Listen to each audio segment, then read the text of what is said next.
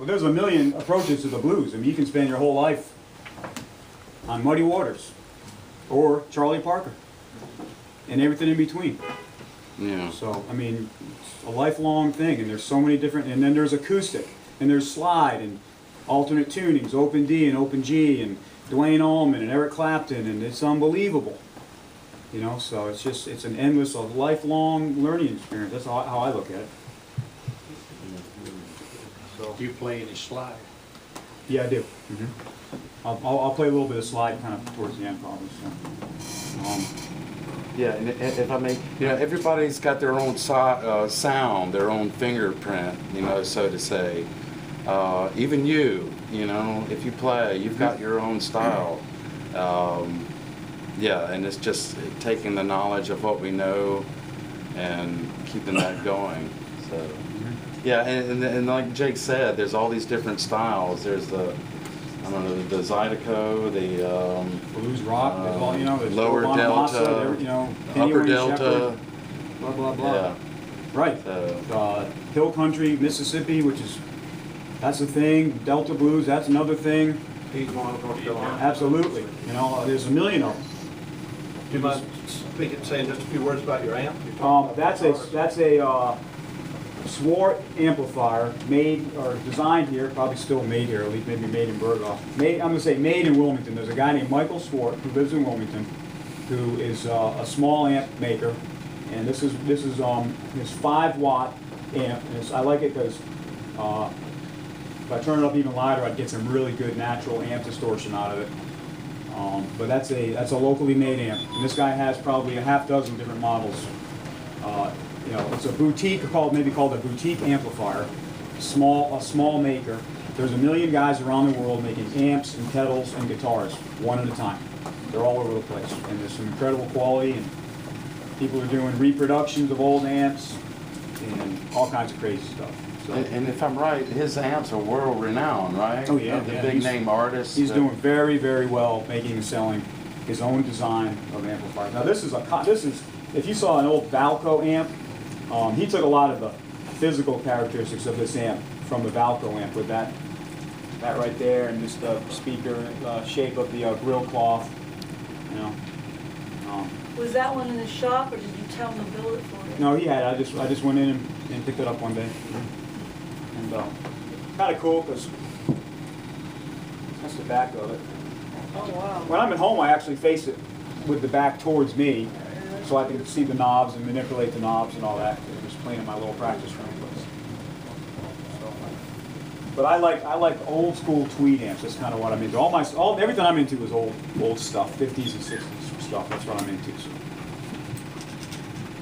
Anybody else? I got a question. I always hear about the guitar, say about the influences, but as a bass, who influenced you? Me personally, yeah. Well, not blues, but in the beginning, Jaco Pastorius, I guess, was who I grew up with. If those of you know, I guess blues was one side.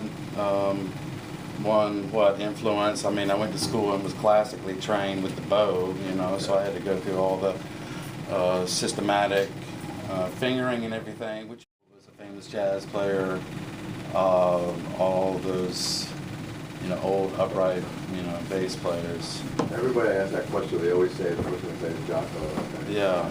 Everybody know who Jaco is?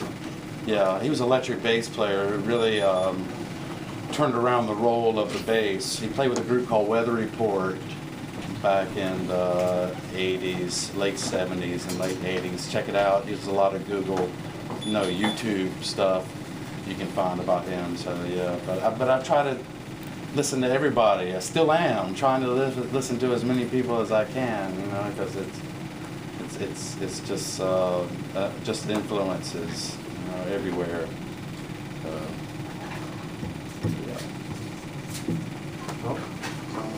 Another thing that I've kind of picked up on is this the right term, dyad? Is that actually the right? Sure. It's triad. There's, you know, in playing guitar, there's 3-note chords which are triads. Those are all in G. Those are all different inversions of a 1-3-5, different combinations in G. So, but if you just play the top 2 strings, there's a ton of rock rockabilly and blues guys that use that. You know, for example, there's all kinds of licks. So I'm just going to play an instrumental called the Hucklebuck, which was made famous by Earl. Drawing a blank on his last name. Sorry. Anyway, it's called the Hucklebuck, and it's in G. And it's just I'll play it first, and we can maybe talk about it or something.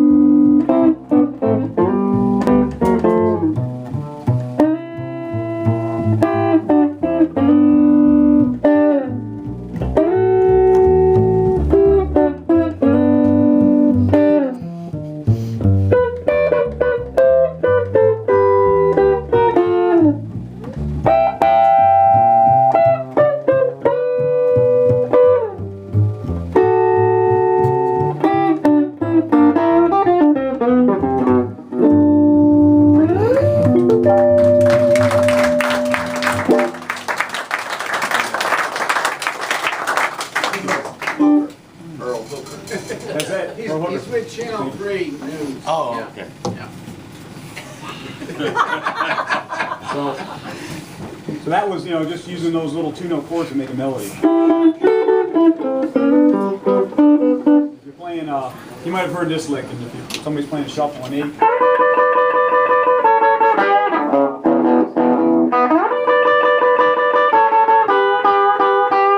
of the same thing. So that's just another little thing you can learn, you know, those things.